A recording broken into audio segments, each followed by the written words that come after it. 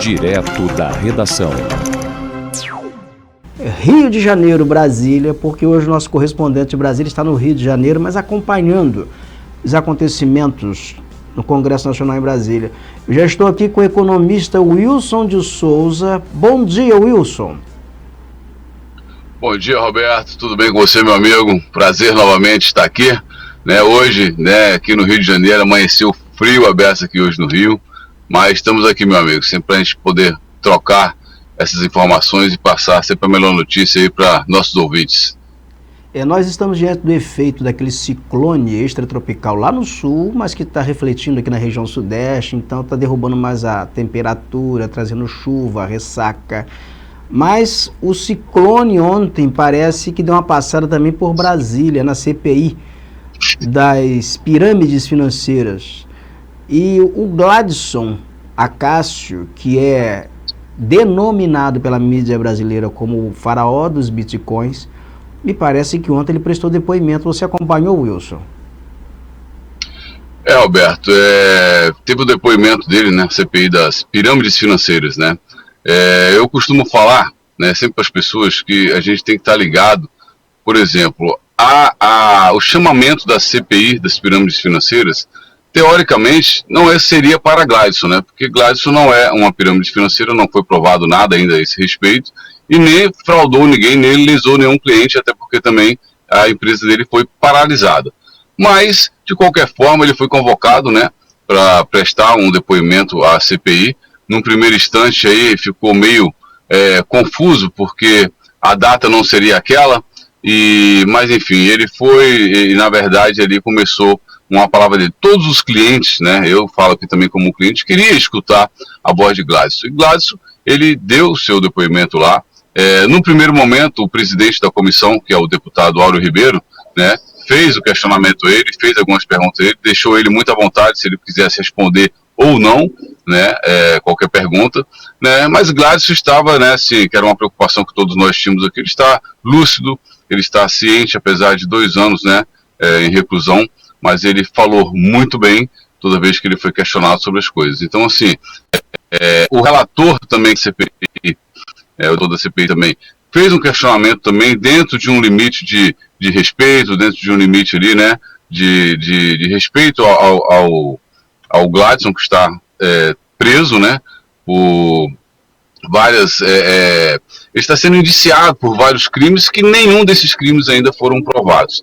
Então, assim, mas quando partiu, Roberto, para outros deputados, outros parlamentares lá, a gente vê um congresso e vê parlamentares sem nenhum tipo de conhecimento do mercado, agrediram Gladson, falaram coisas ali chamando ele de mentiroso, que ele era um piramideiro, que ele realmente tinha lesado as pessoas, quando na verdade isso não aconteceu, e o próprio judiciário ainda está investigando essa situação. Então a gente vê aí sobre pesos e medidas, por que estão fazendo isso com o Gladson? Eu costumo falar para você que no passado a gente sempre falou na palavra conspiração, e hoje a gente tenta não pensar nessa parte, mas acaba pensando. Não sei se você se lembra da época que tinha um advogado chamado Mark Lane. Esse advogado, ele foi o advogado de defesa do criminoso de Martin Luther King, E ele depois também fez alguns textos falando sobre a morte de John Kennedy, ou seja, que ali existia toda uma conspiração, não só para matar Martin Luther King, como também para John Kennedy também.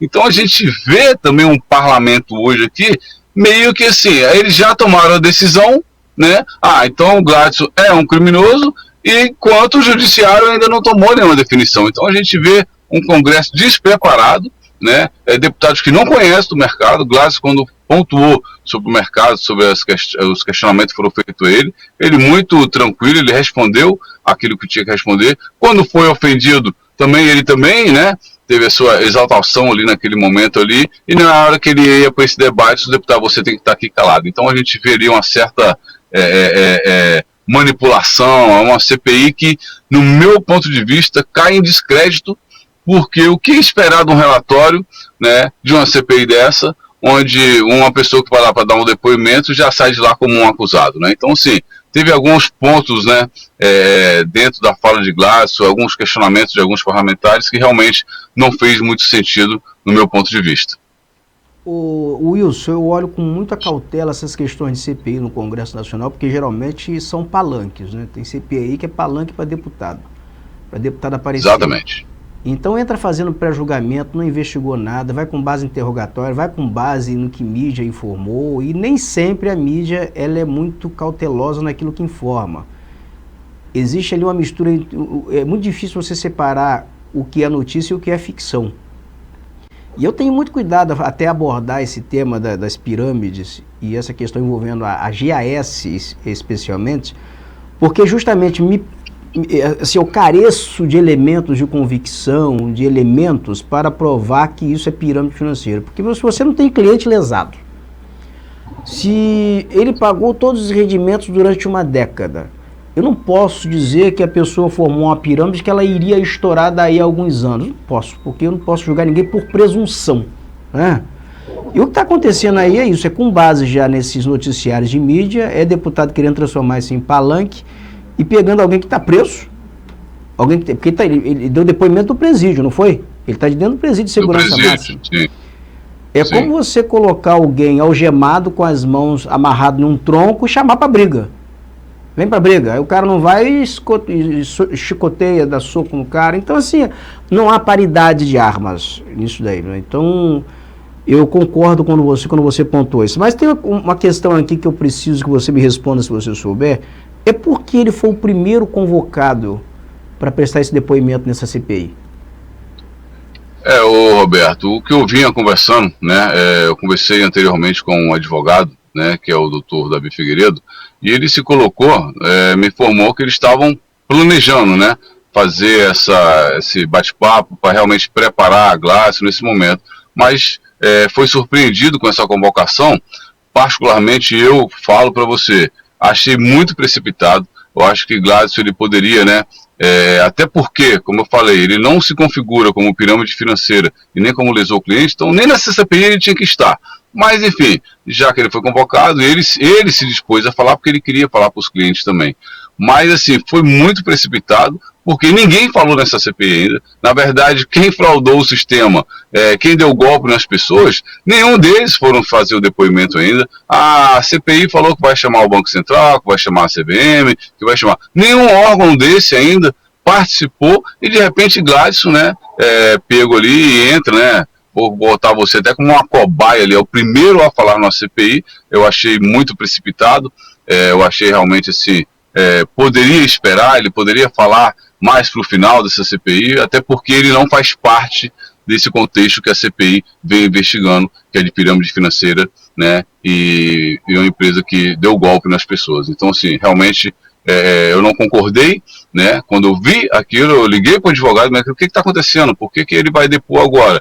Enfim, houve um contratempo aí e ele foi autorizado pelo advogado para poder instalar naquele momento. Mas assim, de fato, a gente aqui não adianta chorar o leite derramado, né? Ele já foi e ele já falou. Eu acho que ele foi feliz na fala dele, não assim, aquilo que a gente tem assim com a expectativa que é de receber o dinheiro, né? Mas dentro do parâmetro que ele foi colocado, da forma como você mesmo falou aí, eu concordo plenamente, né? Sem armas, né? Pegaram o cara de dentro do presídio de segurança máxima, botou ele aqui numa videoconferência para ele poder fazer um depoimento, sendo atacado, né? Injustamente, né? Sendo acusado injustamente, um preconceito, né? Teve momentos, Roberto, que a pessoa começou a pedir para ele, qual é a sua formação? Qual é a sua licença? Qual é? E ele respondia, eu não tenho uma licença que é um mercado que não é regulamentado. Então, assim, a insistência de provocar, porque, qual era a sua profissão? Você era um pastor? Você era um ex-garçom? Como é que um ex-garçom hoje se tornou milionário? Então você percebe ali uma certa intolerância, você percebe um preconceito, você percebe um racismo, né? Então, assim, tem muitas coisas que foram pontuadas naquele momento ali e a gente fica muito desconfortável vendo uma casa legislativa, uma casa do povo, né?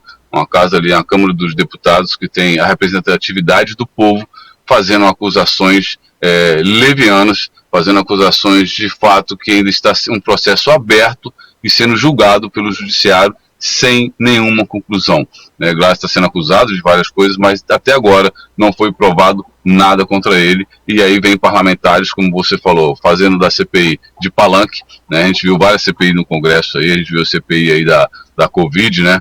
E foi aquele debate caloroso, brigas, e depois disso tudo deu em nada, né? Uma CPI que ninguém fala mais nada. Então, assim, o fim das CPIs hoje no Congresso Nacional, realmente ela não tem uma representatividade muito grande. A gente espera, Roberto, que mude, né? A gente espera que as coisas venham acontecer da melhor forma, que saia realmente um relatório para essas empresas que fraudaram o sistema, para essas pessoas que deram golpes aí, que elas sejam punidas corretamente. Agora, eles não podem querer punir alguém que já está preso, né, arbitrariamente, a maior preventiva do Brasil, e atacar, né, aquela pessoa daquela forma como ele foi atacado na CPI por alguns parlamentares. O Wilson, o advogado Orne Costa, ele escreve aqui o seguinte: o Gladson é negro, ex-garçom, e não pediu licença ao sistema bancário para movimentar a fortuna que movimentou. Agora, qual foi a fortuna que ele movimentou, Wilson, que o Gladson movimentou? Então, você observa pela mídia, ele foi questionado várias vezes isso, perguntaram, quanto que você tem? Quanto que você movimentou? E ele sempre se colocou na posição de não responder, até por segurança dele, até por, né, tá falando de valores, tá declarando nomes de alguns clientes. Então, assim, ele como dono da empresa de AES, ele, dentro dos princípios que rege o contrato de confiabilidade, ele não cedeu essas informações. Então, assim, o que a mídia falou, assim que teve a prisão dele, é que ele teve uma movimentação financeira de 38 bilhões na época, né? Mas a movimentação financeira são movimentos, né? Não quer dizer que ele tem aquele dinheiro ou não tem. Ele foi perguntado, Roberto, se ele tinha o dinheiro para pagar os clientes, né? Então, assim, ele, mais uma vez, categoricamente, ele fala, eu tenho dinheiro para pagar as pessoas. E nessa sequência, os deputados, por que você não coloca esse dinheiro para a justiça? Por que você não entrega suas senhas? Ele falou, eu quero que a minha empresa volte a funcionar para poder pagar as pessoas. E aí, Roberto, entra aquela situação dos clientes que estão aqui fora, né, aguardando, né? Muitas pessoas continuam a acreditar em Gladson, muitas pessoas continuam a acreditar na empresa, né, na idoneidade dele, na responsabilidade que ele tem. Mas o tempo está passando aqui fora e muitas pessoas estão muito angustiadas porque, como a CPI falou, como o próprio Gladson, ele fala que ele lamenta muito pelas mortes ocorridas, lamenta muito pelo que vem acontecendo na vida de várias pessoas, né, que confiaram a ele a contrato, confiaram a ele o dinheiro, e ele explica também, né, que as pessoas também tinham que comprar, que as pessoas tinham que guardar, que as pessoas tinham que, né, ele sempre deu essa mentoria para ajudar as pessoas a ter educação financeira. Mas, de fato, a empresa foi paralisada de uma forma, né, que ninguém esperava, e essas pessoas realmente entraram aí num colapso financeiro muito grande, e a expectativa que a gente tem aqui fora é que isso tudo seja solucionado. Então, assim, com a fala dele em falar que tem dinheiro, a gente fica tranquilo, porque a gente sabe que ele está ali para poder resolver. Agora, como isso vai ser resolvido, Roberto? Eu não vejo aí um tempo rápido para isso que seja resolvido. Eu não vejo aí um judiciário disposto a querer ajudar as famílias nessa situação, muito menos uma CPI instalada como essa, que faz um tipo de quase uma inquisição ali com ele, provocando ele e de fato, não preocupada com as famílias, né? De fato, eles estão preocupados num palanque para poder acusar as pessoas como se fossem ali policiais, como se fossem advogados renomados, e a gente fica triste com tudo isso que vem acontecendo. Perfeito. Wilson de Souza, economista. Muito obrigado, Wilson, pela sua participação aqui no Direto da Redação nesta sexta-feira, e boa estadia aí no Rio de Janeiro. Tá voltando para Brasília quando? Volta hoje ainda? Não, eu vou voltar, eu estou indo agora para a região dos Lagos, eu estou pertinho de você aí, eu estou indo a Macaé, aí eu vou a São Fidélis, eu vou a Cardoso Moreira, depois eu desço ali novamente a região dos Lagos, pouso Cabo Frio, volto para o Rio e embarco para Brasília na próxima quarta-feira, se Deus quiser. Tá fazendo um tour. Fazendo um tour, trabalhando e buscando sempre as informações para a gente estar trazendo aqui para você, para os nossos ouvintes aqui. E é isso, fazendo um tour trabalhando, mas a gente aproveita para rever os amigos, a gente aproveita para dar um abraço em todo mundo aqui. E é sempre um prazer estar com você, meu irmão. Prazer todo nosso. Wilson, grande abraço para você, bom fim de semana. Obrigado, meu irmão. Fica com Deus aí, tá? Boa sexta-feira para todos aí. E como você falou, sextou. Tá frio aqui no Rio de Janeiro, mas o Rio é Rio, né, Roberto? É um pouquinho diferente de Brasília, né? O astral aqui é outro, as pessoas têm um outro astral. E vamos que vamos nessa. Forte beijo, beijo no coração. Rio de Janeiro tem axé. Grande abraço. É. Abraço.